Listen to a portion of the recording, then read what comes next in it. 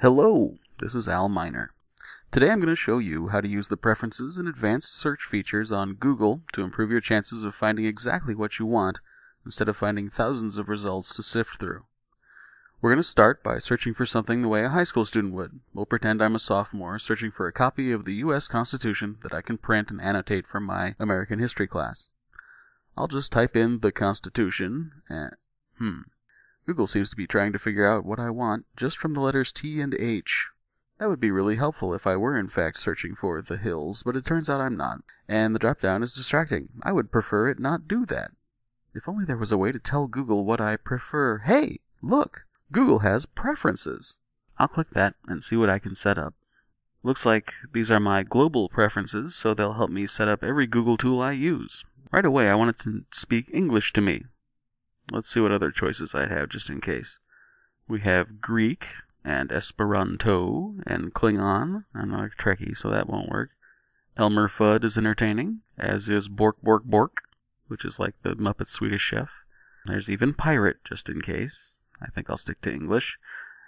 Google recommends that I search for pages that are written in any language. I don't speak other languages very well, so I'll stick to English. But if I was fluent in other languages, I could check as many as I need to. Next we have Safe Search. The default for this is the moderate filtering. I don't know how things work at your school, but they frown upon the explicit text and images at mine, so I'm going to set it for strict filtering. I never liked that Google only showed me 10 results per page, so I'm going to change that to 20. I don't want my results to open in a new window. Aha! The reason I came to preferences in the first place. I do not want it to make suggestions as I type. Great, I'm going to save my preferences and go back to searching. As long as I have cookies enabled, I'll never have to do this again with this browser on this computer. And if I was signed in as a Google user, I'd never have to do it again, period. As long as I was signed in, it would always use these preferences. Okay, so back to searching for the Constitution. I'll just type in, ooh, look, no suggestions, that's good. The Constitution. I'm not feeling lucky, so Google search. Now, if I was a student, I'd immediately click the first result without even reading it. And Google's good. I found a page about the United States Constitution. I'll just pop up to my toolbars and print it. Wait. There's all this stuff at the top. 10.5 million people have read this web page. That's impressive. There are a couple of problems, though. I wish it was in a better format for printing. Printed out web pages usually look terrible. The margins are always messed up. The pictures and words don't always line up properly. I'd really like a nice printable version right away. Like maybe a PDF document that was already laid out for paper. The other thing is, I don't know who's publishing this. USConstitution.net could be anybody. Any weirdo who really wanted to could buy a .com or a .net domain name and put up their own version of the U.S. Constitution with all kinds of changes to match their ideology.